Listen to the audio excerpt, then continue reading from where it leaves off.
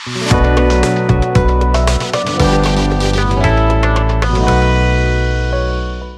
Dear students, समर्थ exam prep पे आप सभी का हार्दिक स्वागत है।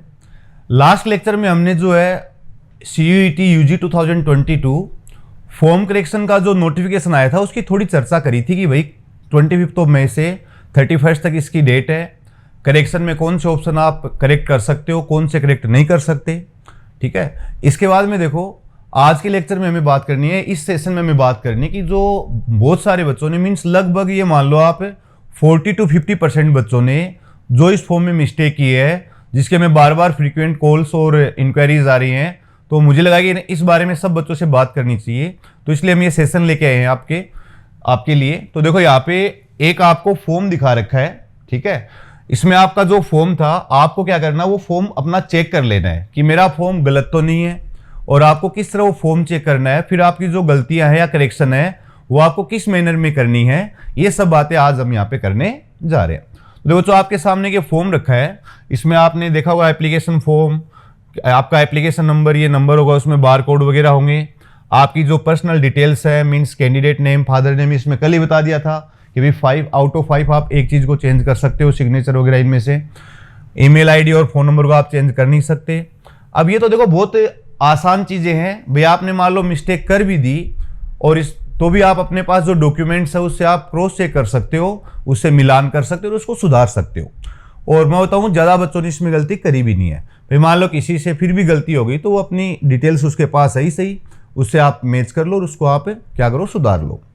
अब जो मेन समस्या है जिसमें बच्चे ये पता नहीं कर पा रहे हैं कि मेरी ये गलत है या ये वाला ऑप्शन जो मैंने सही भरा है गलत भरा है, और अगर गलत भरा है तो मैं इसको सुधारूं तो कैसे सुधारूं, ठीक है बच्चों। क्योंकि आपके पास अभी ये 5-7 दिन का ही टाइम है, तो इसके लिए जो है ना ये सेशन स्पेशल रखा है बच्चों।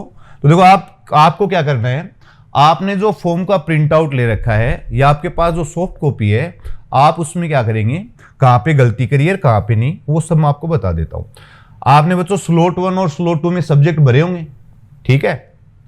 जैसे ये किसी बच्चे का फॉर्म है, मान लो इस बच्चे ने क्या कर रखा है, यहाँ पे लैंग्वेज टेस्ट और फर्स्ट डे में भर रखा है इंग्लिश, फिर इसने 2 डोमेन सब्जेक्ट भर दिए स्लॉट 1 में, क्योंकि स्लॉट 1 में 2 ही डोमेन सब्जेक्ट आप फिलअप कर सकते हो। उसके बाद में इस बच्चे ने क्या किया है, इस बच्चे ने जो जनरल टेस्ट है उसके लिए भी यस किया है, मीन्स जनरल टेस्ट भी इसने भर दिया है, ठीक है भाई। अब स्लॉट 2 में इस बच्चे ने क्या किया है, स्लॉट 2 में अगर चलें तो देखो भाई स्लॉट 2 में इस बच्चे ने क्या किया है, एडिशनल लैंग्वेज ली नहीं, क्योंकि साइंस का स्टूडेंट था, 12th क्लास में बायोलॉजी थी, PCB वाला बच्चा है। अब इसने क्या किया, लैंग्वेज तो इसको लैंग्वेज भरे ऐसा इसने कोई कोर्स लिया नहीं। फिर इसने क्या किया, ध्यान से देखना बच्चों, इसने domain specific third domain specific जो है उसमें जो 4 सब्जेक्ट दे रखे हैं स्लॉट 2 में, ये 4 कोई वैसे अनिवार्य नहीं है, मैंडेटरी नहीं है, मगर इस बच्चे ने एक भी नहीं भरा। अब इस बच्चे ने फॉर्म गलत भरा है या सही भरा है, ये हम कैसे चेक करेंगे। तो थोड़ा आगे बढ़ते हैं बच्चों, देखिएगा। अब ये सेंटर और मीडियम आप चेंज कर ही सकते हो, कल बताया था आपको, ठीक है बच्चों। अब हम चलते हैं जो सबसे मेन चीज है, जहां से आप अपना फॉर्म जो है क्रॉस चेक करना स्टार्ट करोगे, तो वो क्या बच्चों, वो आपको देखना है कि आपने कौन सी यूनिवर्सिटी भर रखी है। इस बच्चे ने 2 यूनिवर्सिटी भरी है, एक तो जीवाजी यूनिवर्सिटी जो एक स्टेट यूनिवर्सिटी है, और इस बच्चे ने यूनिवर्सिटी ऑफ दिल्ली यूनिवर्सिटी यहां पे भर रखा है। एक बात, तो सबसे पहले आपको क्या करना है, यहां से स्टार्ट करना अपने फॉर्म को क्रॉस चेक करना अगर आपको है तो यहां से स्टार्ट करो सबसे लास्ट से। अब इस बच्चे ने यूनिवर्सिटी ऑफ दिल्ली भर दिया और उसमें कोर्स भर दिया, इसने BSc ऑनर्स इन बायोकेमिस्ट्री, दूसरा भरा इसने बायोमेडिकल साइंसेज, और तीसरा भरा इस बच्चे ने BSc ऑनर्स इन केमिस्ट्री, ठीक है। ये तो इसने यूनिवर्सिटी और सब्जेक्ट की बात हो गई। अब हम इसको क्रॉस चेक करने का तरीका देखते हैं। आपने देख लिया अपने क्या कोर्सेज भरे, यूनिवर्सिटी देख ली, बाद में कोर्सेज देख लिए। अब आप क्या करो, आप जो है आप जाओगे जो आपने फॉर्म जिस पोर्टल पे भरा था, मतलब समर्थ पोर्टल है मीन CUET.समर्थ.ac.in पे आप जाएंगे। कैसे, हम गूगल करते हैं, ठीक है बच्चों।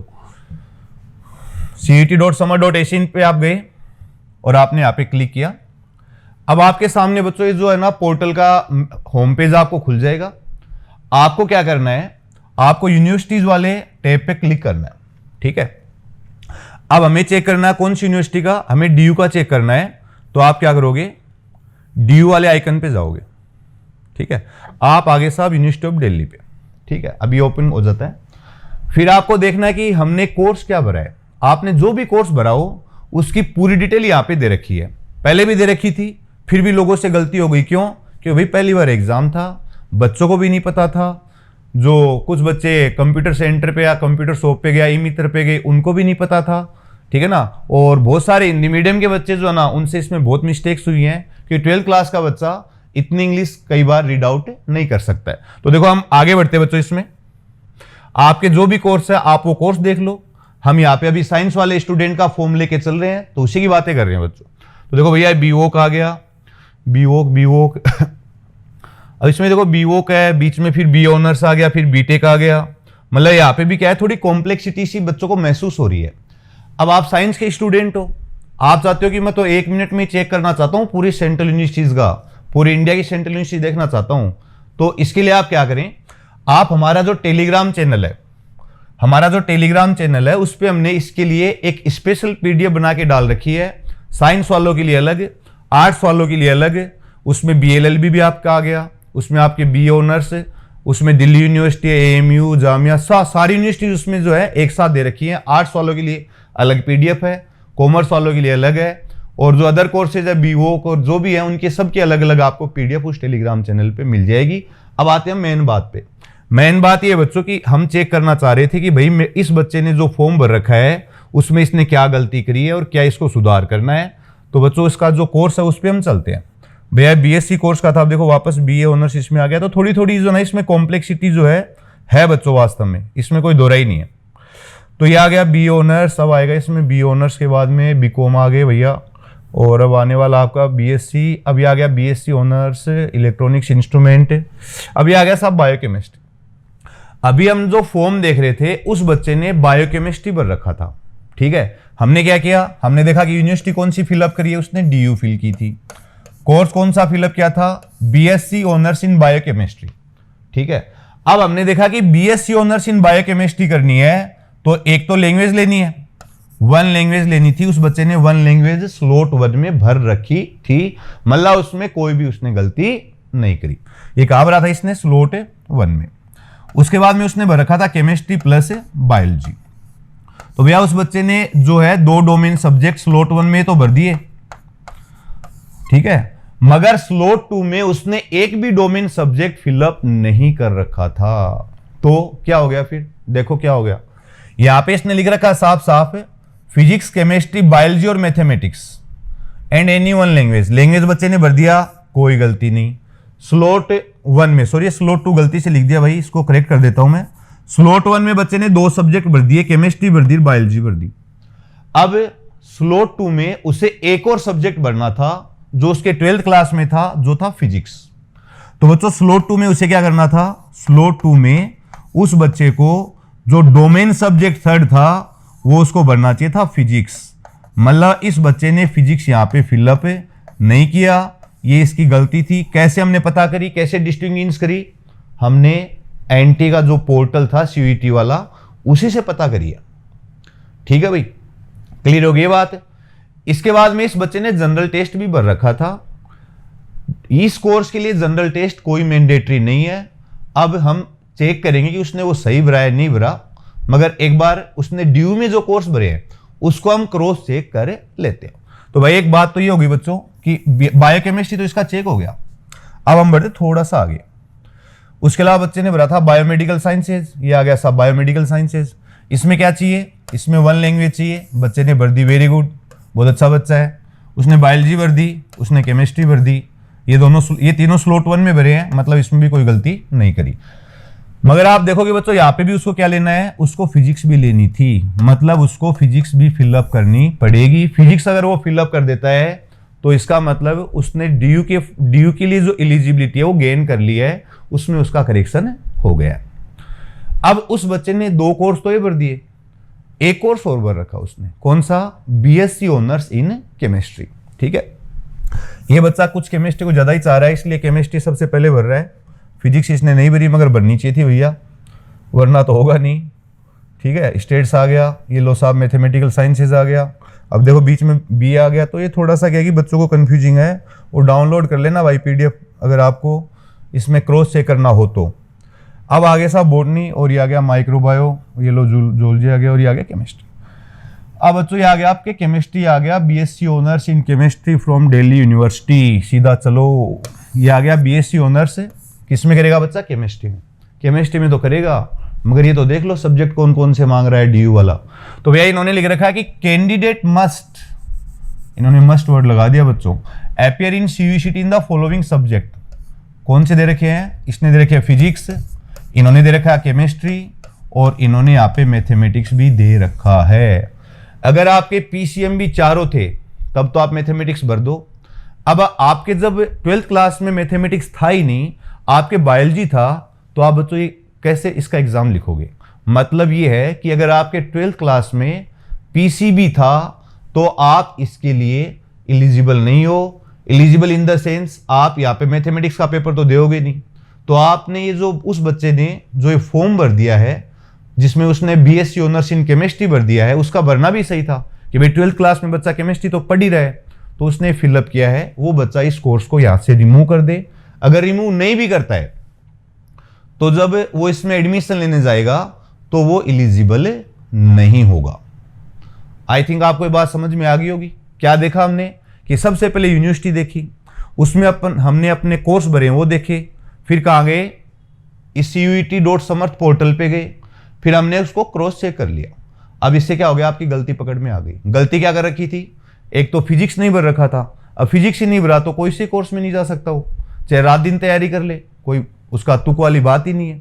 फिर हमने क्या देखा कि साहब जो 3 कोर्स भरे हैं वो तो सारे ठीक है क्या? तो ठीक है, अगर फिजिक्स भरने के बाद भी क्या गड़बड़ हो रही है कि आप इसके लिए एलिजिबल ही नहीं हो। ये बात शायद आपको समझ में आ गई होगी।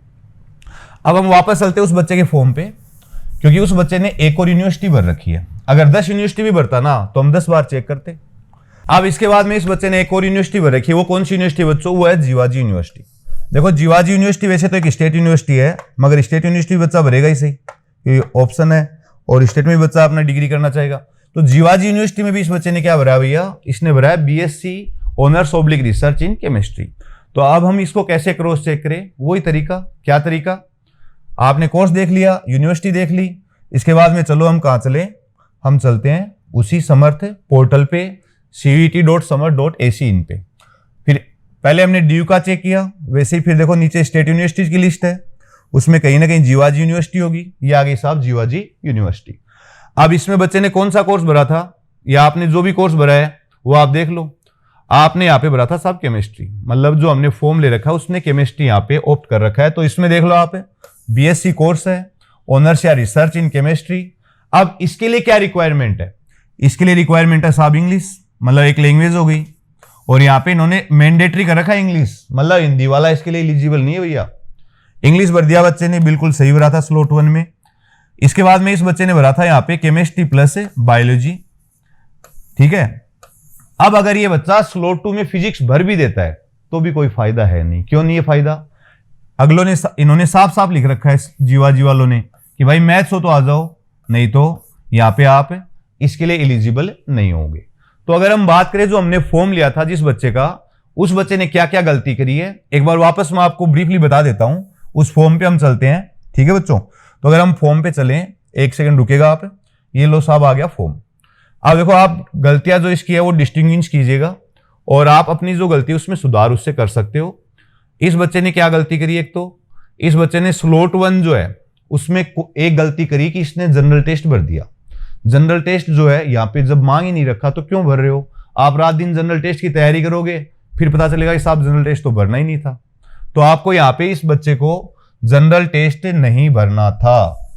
जनरल टेस्ट कोई मैंडेटरी नहीं है, ठीक है ना। इस बच्चे को एक तो गलती है कि इसने जनरल टेस्ट भर दिया गलती से, वो इसको हटा देता है, ठीक है। दूसरी गलती क्या करी इसने? दूसरी गलती इसने करी कि जो स्लॉट 2 इसने लिया है, क्या किया बच्चों? इसने जो स्लॉट 2 ले रखा है इसमें, स्लॉट 2, उसमें इसने कोई भी डोमेन स्पेसिफिक सब्जेक्ट नहीं भरा। इसको क्या करना था? यहाँ पे डोमेन स्पेसिफिक थर्ड में फिजिक्स भरना था। क्या भरना था बच्चों? फिजिक्स। अब क्या? अब इसके देखो आप कॉम्बिनेशन, स्लॉट 1 में आ गई इंग्लिश, लैंग्वेज आ गई, ठीक है साहब। प्लस क्या आ गया इसके? केमिस्ट्री भर दी इसने, और फिर क्या भर दी, बायोलॉजी। ये ठीक है, ये ठीक है। प्लस जनरल टेस्ट इसने भरा था, वो इसने फोकट में भर दिया बच्चों, वो इसको हटाना पड़ेगा।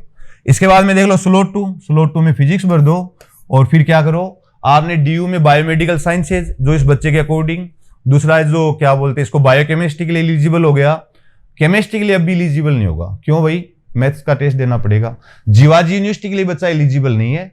तो आपने जो गलतियां करी उनको हटाओ, और जो आपको सुटेबल यूनिवर्सिटीज हैं, मींस आपके जो सब्जेक्ट्स थे, यूनिवर्सिटीज की रिक्वायरमेंट्स है, उसके अकॉर्डिंग आप सब्जेक्ट भरिएगा, उससे आपके सिलेक्शन के चांसेस बढ़ेंगे, आपको जो है बढ़िया कोर्सेज मिल जाएंगे। अगर आप honours BSc honours in chemistry नहीं कर पा रहे हो, कोई बात नहीं है, आप मास्टर्स कर लेना उसमें।